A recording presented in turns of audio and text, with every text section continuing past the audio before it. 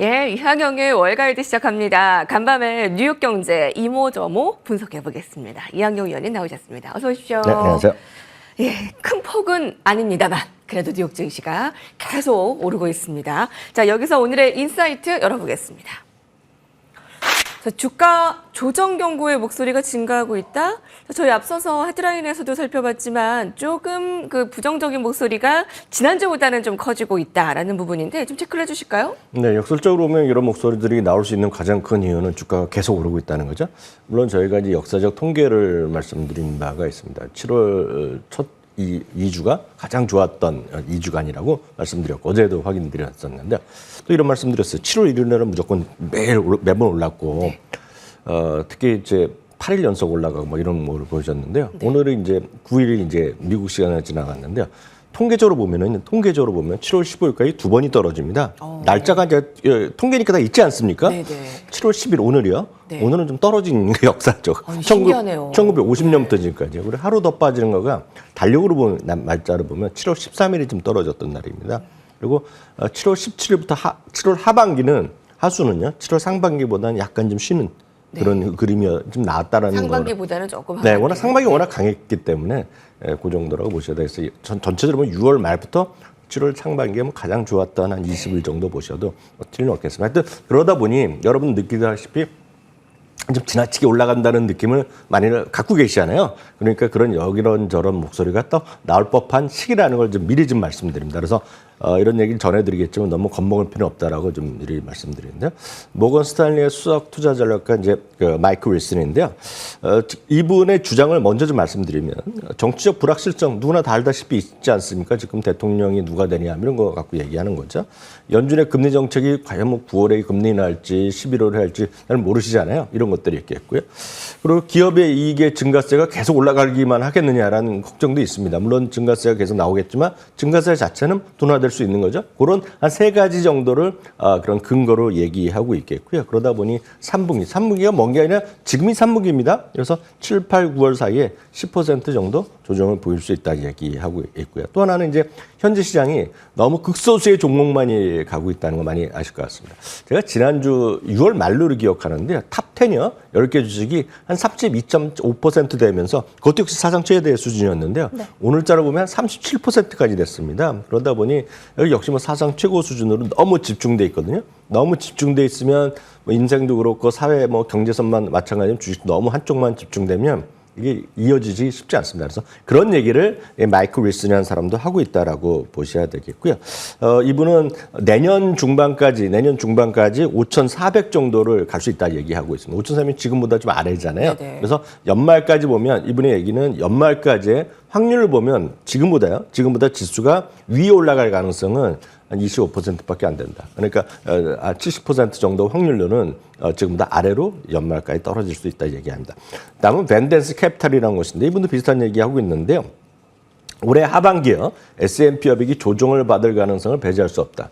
그리고 하반기에 보면 1945년 이래를 보면 상반기, 하반기 중에서 하반기가 약간 조정을 잠깐 보였고 다시 4분기에 좋아지는데 역시 3분기가 약간 좀 쉬었다는 얘기를 하는 사람이 꽤 있습니다. 지금요. 그래서 그런 얘기를 경험적으로 얘기하고 있다라고 보셔야 되겠고요. 특히 경제에 대한 우려가 더 증가하겠고요. 역시 뭐 대통령 선거 어떻게 될지 모른다 얘기하는 거죠. 그리고 여전히 인플레이션 자체가 물론 떨어진다고 하더라도 과거에 비하면 많이 높지 않습니다. 여전히 3%대가 나오니까. 그래서 이런 것들에 대한 불안감이 있다라고 보셔야 되겠습니다. 그래서 이분들 모두 조정 시기가 다가오고 있다 얘기를 하고 있습니다. 다만 이분들의 주장을 말씀드렸고요. 제 입장에서 여러분들의 판단에 조금이라도 도움이 되고 그리고 여러분들이 생각하실 때 좀 편한 마음을 가질 수 있게 말씀드리면 주식시장에서의 변동성은 여러분들이 고속도로로 운전하고 가시나 터널 지나면 돈 내지 않습니까? 지금요. 자동으로 그 하이패스에서 착각 떨어지잖아요. 그래서 통행료라 그러는데 그러니까 통행료와 같다고 딱 이해를 하시면 되겠습니다. 미국 주식 투자하실 때는. 그래서 10% 이상 조정, 지금 이분들도 10% 조정하고 있는데요. 10개월에 한 번 있습니다. 1년에 네. 1.1회 정도 있거든요. 그 10개월이면 작년 10월에 마지막 조정 보이가 없었기 때문에 지금 딱 9개월 된 시기입니다. 그래서 지금부터 10% 떨어지는 건 1도 아니다라는 점 다시 한번 확인드립니다. 그래서 고작 올해는 최대 하락폭이 한 5.4% 됐습니다. 5월 달에요. 그래서 그때도 뭐 많은 걱정하고 뭐 큰일 났다고 생각하시는 분 계셨겠지만 그렇지 않다라고 네. 이해하시면 되겠고요. 10% 조정은 좀 나올 수 있다. 언제라도 나올 수 있는 거죠. 언제라도. 근데 그게 10개월에 한 번씩 보통 나오는데 작년 10월 이후에 없었다면 딱 지금 한 8월쯤 될 수도 8월일 수도 있고 9월일 수도 있고 뭐 1년에 2번 나올 수도 그러네요. 있지만 언제라도 지금 10% 조정은 여러분들이 걱정할 일이 아니다. 그래서 늘상 있는 거라는 거를 꼭 염두에 두셔야 되겠고 이게 겁난다 그러면 제가 봤을 때 미국 주식에서 돈 벌기는 외람되지는 쉽지 않다라고 제가 다시 한번 말씀드리겠고요. 또 하나 대통령 선거 기간에 보면 7, 8월까지는 왕왕 반등을 기록했고요. 9월과 10월에는 약간 쉬었던 경험이 있습니다. 이게 노란색이거든요. 월별로 노란색이 대통령 선거에 있다는 해인데요. 그때 약간 쉬었습니다. 그래서 지금도 올해도 그럴 수도 있다라는 정도라고 이해하시면 되겠습니다. 여러분 이거 역시 통계일 뿐이고 꾸준히 계속 올라갈 수도 있잖아요. 그러면 시장은 늘 말씀드리지만 여러분 무리하지 않고 이런 것을 제가 보여드릴 때마다 뭐 레버리지를 일으키거나 무리해서 뭐 특정 종목에 올인하거나 여러분들이 속상했던 한 번에 팔고 야, 저걸 못 사갖고 억울했던 거를 한 번에 다 사고 이런 걸 안 하시면 여러분 그 분산 투자를 꾸준히 하시면 괜찮다고 보셔야 되겠고요. 특히요 어제는 제가 지금 말로만 말씀드렸는데 역사적으로 보면은요 이것도 역시 1950년 이후에 보면 연중 1월부터 12월까지 보면 연중 최고침을 찍었던 적은 6월 달은 한 번도 없고 7월 한 3번 정도 있습니다. 그래서 6, 7월 지금 6, 7월 지나가고 있는데요. 한 3번밖에 없었던 경우입니다. 그래서 그 미국은 언제냐? 때문에 12월이 가장 고점이 많았고요. 11월, 12월이 제일 많았습니다. 그리고 1월까지 해서. 그래서 지금은 너무 그렇게 걱정해서 주식을 팔고 주식을 현금 비중을 늘릴 시기는 아니다. 다만 우리가 주의했을 건 너무 레버리지를 일으키는 정도만 안 하시면 되겠고요. 그렇게 볼 수 있는 조금 더 여러분들은 마음을 편하게 해드리면 어저께, 그러니까 정확히 보면 지난 금요일자로 이익 전망이 또 다시 업데이트 됐는데요. 내년 지금부터 약 10개월 후죠. 내년 6월 말 7월 초까지 가서 S&P 500의 주당 이익이 259달러가 나면서 역시 사상 최고의 이익이 나올 가능성이 크다라는 점 늘 말씀드려요. 미국 주식은 다른 것보다는 역시 이익의 변수다. 그래서 이익이 증가하는 한 추세 자체가 엄청나게 무너지지 않는다. 다시 말씀드리지만 10% 조정 보일 수 있다라고 얘기해서 겁먹기보다는 10% 조정은 늘상 있는 친구와 같은 거다라고 이해하시면 되겠습니다. 네. 자, 겁먹지 않는 전략, 좀 우리가 앞서서 좀 조정도 대비하면서 좀 긴 시각의 그 전략들을 세워볼 수 있는 오늘의 기회가 됐던 것 같습니다. 분석 감사드리고요. 자, 오늘의 그 외신에서 주목하는 헤드라인 이어가겠습니다. 자, 마크더치입니다. 인텔 놀라셨죠? 자, 전날 6% 급등을 했어요. 오늘도 한 2%가량 추가 상승했습니다. 그 상반기에 모든 그 반도체 종목이 다 오른 건 아닙니다. 엔비디아처럼. 근데 그 중에 이제 두 가지가 이제 인텔과 AMD가 상반기에 좀 부진했는데 이들 후발 종목들이 이제 반등을 좀 준비하고 있다. 이런 소식이 들리네요. 아시다시피 지금 IT 업계, 반도체 업계를 일으키는 건 누가 뭐라도 엔비디아가 끌고 가지 않았습니까? 엔비디아가 2022년 바닥부터 10월부터 해서는요 1000%가 올랐습니다. 그래서 10배가 올라가는 주식입니다. 그러다 보니 다른 것들은 눈에 들어오지도 않죠. 그리고 이랬던 인공지능 시장에서 결국은 엔비디아가 거의 독과점 시제로 그냥 완전히 끌고 가고 있고 그 다음에 쫓아가려고 하는 것이 이제 AMD랑 인텔 정도인데 그렇게 성과가 좋지는 않았습니다. 그러다 보니 주가 측면에서 보더라도 올해도 역시 엔비디아가 230% 정도에서 괜히 엄청나게 올라갔고요. AMD는 그나마 선방했지만 S&P보다 적고요. 인텔은 엄청 좋지 않은 성과를 했던 것이 이런 세사가 들었는데요. 멜리어스 리서치에서 이들 기업들도 이제는 한번 엔비디아의 격차를 줄일 수 있다라는 생각을 하고 있는 거죠. 그래서 너무 많이 떨어졌고 너무 많이 터져 있기 때문에 이게 적극적으로 엄청 올라간다는 것보다는 상반기의 부진에서는 그나마 벗어날 수 있다는 얘기하는 겁니다. 그런 얘기를 하는 근거를 갖고 있는 거가 마이크로소프트가 이제 AI 어떤 기능이 있는 PC를 이제 출하하기 시작했는데 결국은 이들이 보면 여기에 AMD랑 인텔의 칩도 사용될 수밖에 없다. 일정 수준. 그렇게 얘기하는 거가 되겠고요. 또 하나 상대적으로 서버 시장에서도 AMD나 인텔이 역할이 분명히 있다는 겁니다. 그래서 이들도 너무 많이 떨어져 있기 때문에 이들도 좀 주목할 필요가 있다라는 정도로 가볍게 생각하시면 좋을 것 같고요. 또 하나는 이제 IBM은 이제 소프트웨어 쪽에 이제 요즘은 이제 기업용 데이터용 이런 걸 주로 하는 회사로 IBM 탈바꿈돼 있는데 IBM도 마찬가지입니다. IBM도 AI 시대에서 컨설팅 수요가 많이 증가할 수 있기 때문에 IBM도 상당히 지금 저렴하게 상대적으로 재미없는 주식인데 IBM 같은 이런 이런 세 개의 주식을 네. 그동안 재미없었지만 이런 것도 좀 볼 필요가 있다라는 주장이 있다는 거 소개해드렸습니다. 아, 네네. 인텔과 AMD 그리고 한 가지가 뭐였죠? IBM이요. IBM. 네, IBM 이렇게 세 가지 종목 좀 상반기에 안 좋았던 것들, 그러니까 엔비디아에 조금 뒤처진 것들 좀 반등 시도하고 있다라는 부분을 체크를 해봤고요. 자, 다음은 CNBC에서 제시한 외신 소식 들려드립니다.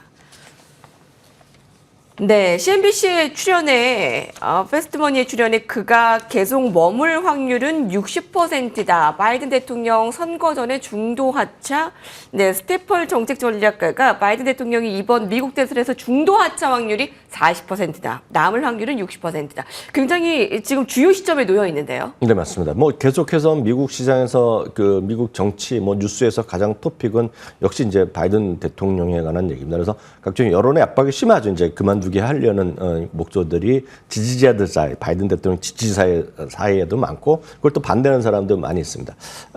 우리나라에서는 그런 그 업무를 하는 사람이 없지만 미국의 증권사 IB들은 아예 워싱턴의 정책 담당 애널리스트들이 있습니다. 그런 사람들이 분석하고 하는 거다라고 일단 이해하시면 되겠는데요. 스티펠 같은 경우에는 지금 이런 표에도 보이시다시피 바이든 대통령이 계속 선거 전에 있을 거다. 그런 확률이 여전히 크다라는 얘기하고 있고요. 그래서 결국은 트럼프 대통령 될 거다 얘기를 하고 있고 그에 따른 주시장 영향을 또 얘기하고 있습니다. 마찬가지로 골드만삭스도 얘기를 하고 있는데 골드만삭스는 뭐 너무나 명확한 얘기를 하고 있습니다. 바이든의 당선 확률이 한 57% 정도까지 올라가고 트럼프 대통령 57%, 바이든이 43% 되겠는데요. 골드만삭스도 마찬가지로 모든 사람이 똑같습니다. 일관되게 얘기하는 것은 정치의 변수를 여러분들 주식 투자할 때 개의치 말아라. 물론 단기적으로 영향이 있을 수 있겠지만 장기적으로 보면 결국은 실적이라는 거 제가 월요일에도 한번 강조드렸는데 이런 것들이 뉴스가 단기적인 여러분들의 어떤 주시장에 영향을 미칠 수 있고 여러분들 판단에 노이즈를 줄 수 있겠죠. 그렇지만 중요한 변수는 아닙니다. 다만 큰 틀에서의 어떤 흐름 정도에서 약간의 어떤 미세 변화라는 정도로 이해하시면 좋겠다라고 보셔야 되겠는데요. 다시 한번 확인드립니다. 1957년 이후에요. 민주당 대통령 당시의 상승률과 공화당 집권세 상승률을 보면 12.9%와 9.9%로 약간은 민주당 대통령 때 주가가 약간 또 올라갔던 경험이 있긴 있습니다. 다만 이거는 전체적인 CGN의 연평균 수익률이고 이거를 연평균이 아니라 다른 계산법으로 하다 보면 큰 차이가 안 납니다. 그렇기 때문에 실제로 민주당 대통령이 되건 공화당 대통령이 되건 지나고 나면 큰 의미는 없었다고 보셔야 되겠고요. 그래서 하나의 약간 미국에서는 실리한 통계라고 얘기하고 있는데 다음 그림 하나 보여주시면 요 다음 그림이 되겠는데요. 공화당 집권 시에만 투자하는 분이 있고요. 민주당 대통령 시기에만 또 투자하는 분이 있는데 바로 이 그림이 되겠는데요. 이게 왼쪽에 있는 두 개입니다. 그래서 민주당 때만 대통령 투자했던 분이 돈을 더 벌고 공화당 때만 투자했을 분이 약간 덜 벌었다는 얘기인데요. 이건 통계적으로 보면 상식적으로 민주당이 저 집권기가 약간 더 길었습니다. 그런 의미가 있겠고요. 이런 거를 공부를 하고 많이 연구를 하지만 이 기사를 쓴 사람, 이걸 조사한 사람은 의미가 없다는 얘기입니다. 왜냐하면 아예 그렇게 생각하시려고 그러면 아주 재미난 통계인데요. 여러분들이 실제로 보면 짝수애가 아니라 홀수에만 투자를 하잖아요. 그 오른쪽 그림입니다. 오른쪽 두 개인데요. 홀수에만 투자했을 경우가 수익률이 더 좋았다는 얘기입니다. 실제로 보면. 그래서 대통령이 누가 되고 있는 거에 너무 큰 개의치 마시고 제일 가운데 중요한 건데요. 가운데는 뭐냐? 가운데는 짝수이건 홀수이건 민주당이건 공화당이건 꾸준하게 주식 투자를 한 사람이 돈을 제일 많이 벌었다라는 것만 염두에 두시면 되겠습니다. 네. 자, 이러한 통계, 분석들 이항영의 월가에 대해서 함께 하실 수 있습니다. 자, 마지막 헤드라인 살펴보겠습니다. 자, 밸런스입니다. 1조 달러 새해 입성 환영식 기대. 네, TSMC 소식입니다. 장중에 1조 달러를 돌파를 했고 아직 종가상에는 1조 달러를 아직은 돌파하지 않았지만 뭐 시간 문제라고들 합니다. 저는 이제 TSMC 분석 언제 해주시나 참 궁금했는데 참 엇비슷했던 4년 전에 삼성전자 시총과 이제 2.5배나 차이가 납니다. 그래서 뭐 엔비디아는 여러 경쟁자들이 많지만 사실 TSMC는 거의 경쟁자가 없다라고 할 정도로 최근에 각광을 받고 있는데 삼성전자가 더 뛰어야 되는 이유이기도 합니다. 자, 어떻게 보십니까? 뭐 삼성전자와의 뭐 얘기는 제가 별로 하고 싶지 않고요. 일단은 기본적으로 보면 지금은 TSMC가 워낙 잘 나가고 있다는 거 여기에 이제 주목을 하시면 좋을 것 같습니다. 그러면서 시가총액이 어제입니다. 오늘 새벽에는 약간 모자랐고 어저께 새벽에는 1조 달러 터치하고 약간 내려왔고 오늘도 약간 내려왔지만 지금 월가에서는 1조 달러 달성은 뭐 시간 문제라고 보셔야 되겠고요. 중동 아시아에서 중동을 이게 사람코 그 사우디아라비아의 그 석유 회사가 있기 때문에 그걸 제외하고는 지금 아시아에서 최초로 지금 1조 달러 시대에 진입하는 첫 번째 회사라고 일단 이해하시면 되겠습니다. 여기에서 보면 지금 JP모건과 모건 스탠리 모두의 두 군데의 의견을 소개해 드릴 텐데 한마디로 지금 적수가 없다는 겁니다. 지금 이 AI 시대에. 왜냐하면 엔비디아면 엔비디아, 애플이면 애플, AMD, 브로드컴, 퀄컴 다 잘 나가는 회사들이잖아요. 네. 이들이 지금 TSMC가 없으면 제조를 못 하는 거예요. 그래서 이들이 다 최우선 고객을 갖고 있고 제일 매출이 큰 거가 애플, 그다음에 지금 엔비디아라고 일단 이해하시면 되겠습니다. JP모건은 이런 얘기를 하고 있습니다. TSMC가요. 2분기 실적 발표할 때 2024년 및 2025년 실적 가이던스를 상향할 가능성이 크다라는 얘기하고 있습니다. 아시다시피 작년에는요. 이 회사가 매출이 줄어들었습니다. 올해 바뀌고 있는 건데 올해 이번에 실적 발표에서 또 올릴 거란 얘기입니다. 참고적으로 7월 18일 날 실적 발표가 예정돼 있고요. 다음은 모건 스탠리인데요. 모건 스탠리는 아까도 제가 고속도로의 통행료 얘기했는데 이들을 또 그런 얘기하고 있습니다. 대만 반도체라는 회사는 세계 칩 제조의 회사의 대부분의 입장에서 보면 톨부스라는 겁니다. 톨부스가 요금소거든요. 요금소 역할을 하기 때문에 지나갈 수밖에 없다는 거가 되겠고요. 더욱더 무서운 것은 이 TSMC가 맘만 먹으면 요금을 더 올린다는 겁니다. 왜냐하면 거의 독과점이기 때문에 여러분들이 서울에서 인천공항 갈 때 보면 많은 분들이 너무 비싸다고 생각하시잖아요. 딱 통행료 낼 때 그걸 올리면 그래도 내야 되잖아요. 그런 회사가 지금 TSMC다라는 얘기까지 했다라고 보시면 되겠고 이걸 보여드린 그림 한 장만 보여드리면 이해가 가실 것 같습니다. 2024년과 2025년 제일 위가 2026년인데요.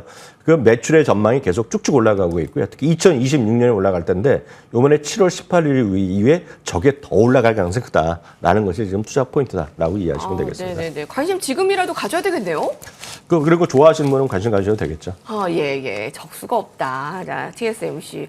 삼성전자 적수인데 좀 더 비교는 안 하겠지만 TSMC만을 오늘 좀 통계 분석 들어봤습니다. 이항엽 위원님과 함께했습니다. 감사합니다.